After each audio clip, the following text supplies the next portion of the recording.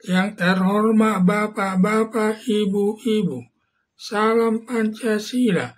Pada hari Sabtu tanggal 7 September tahun 2024, saya akan mengomentari Densus 88 menangkap 7 orang teroris terkait kedatangan Paus Fransiskus ke Indonesia. Atas kedatangan Paus Fransiskus ke Indonesia dalam rangka membina umat Katolik di Indonesia dan membina hubungan baik dengan Indonesia, terutama dengan umat Muslim yang melakukan pertemuan dengan tokoh-tokoh agama Islam yang mengambil tempat di Masjid Istiqlal Jakarta. Saat kunjungan Paus Fransiskus ke Indonesia mulai sampai di lapangan terbang Indonesia sudah dilakukan pengamanan dengan ketat di setiap jalan dan tempat yang dikunjungi Paus Fransiskus sudah dilakukan pengawasan yang ketat.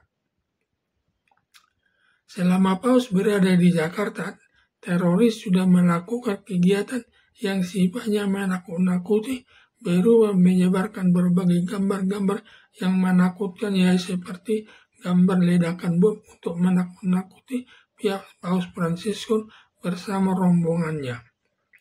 Serangan tersebut dilakukan dari jarak jauh dengan alat komunikasi handphone dan alat komunikasi yang lainnya. Tindakan teroris tersebut ada dilakukan dari Bogor, Jawa Barat, Bangka Belitung, Bekasi, dan dari tempat lainnya.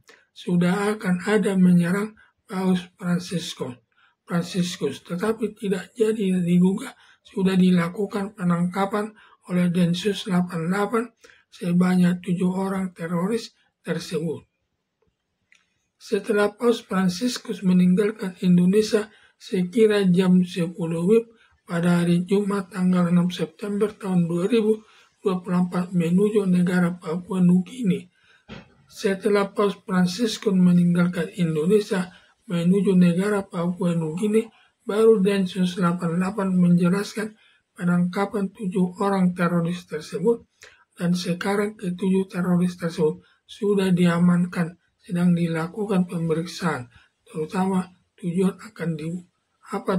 akan membunuh Paus Fransiskus tersebut.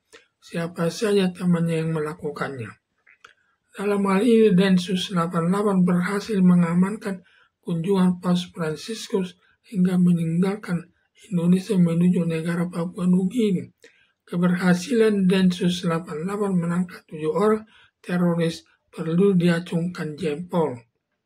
Karena kalau sampai teroris berhasil menyerang dengan membunuh Paus Fransiskus hingga mati, nama negara Indonesia akan jatuh di masyarakat internasional, dianggap negara Indonesia tidak mampu memberi pengamanan tamu penting karena Paus Fransiskus itu selaku kepala negara Vatikan, sekaligus menjawab Paus sebagai pemimpin tertinggi agama Katolik seluruh dunia.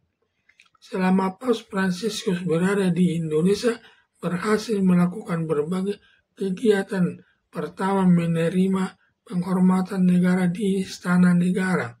Dilanjutkan besok harinya melakukan misa dengan umat Katolik di Gedung Gelora Bung Karno yang diikuti sekitar 90.000 orang. Kemudian kegiatan Paus Fransiskus melakukan pertemuan dengan tokoh-tokoh agama Islam yang diikuti mantan Wakil Presiden Yusuf Kala. Pada saat pertemuan dengan tokoh-tokoh agama Islam di Masjid Istiqlal Jakarta, di sini teroris akan menyerang dan membunuh Paus Fransiskus. Hanya diduga pada saat akan menyerang Paus Fransiskus tersebut, Densus 88 berhasil menangkap pelaku teroris tersebut. Rupanya para teroris masih banyak berkeliaran di Indonesia ini, melakukan berbagai kegiatan, terutama melakukan pembakaran gereja, dan setiap ada acara agama Kristen atau Katolik dengan skala besar, diduga para teroris ini selalu akan mengganggu kegiatannya umat Kristen dan Katolik. Ada dugaan para teroris ini dibina lembaga negara tertentu dengan menjadikan sebagai aparat lembaga tersebut, seperti Lembaga Majelis Ulama Indonesia menjadikan dua aparatnya bertugas di bagian fatwa yang ditangkap Densus 88 sekitar 4 tahun yang lalu, diputus majelis hakim di pengadilan negeri dan sampai sekarang sedang menjalani hukumannya di lembaga pemasyarakatan. Pada umumnya teroris tersebut rajin menjalani agama Islam berupa sholat 5 kali satu hari rutin dikerjakan, dan setiap ada acara agama di lingkungannya selalu hadir sampai warga setempat tidak tahu bahwa dia seorang teroris. Setelah ditangkap Densus 88 baru tahu bahwa orang itu seorang teroris, seperti kejadian di Bekasi. Kerja sehari-hari buka bengkel, memperbaiki sepeda motor yang rusak, kesehariannya ke bengkel dan pulang ke rumah, dan selalu sholat tepat waktunya.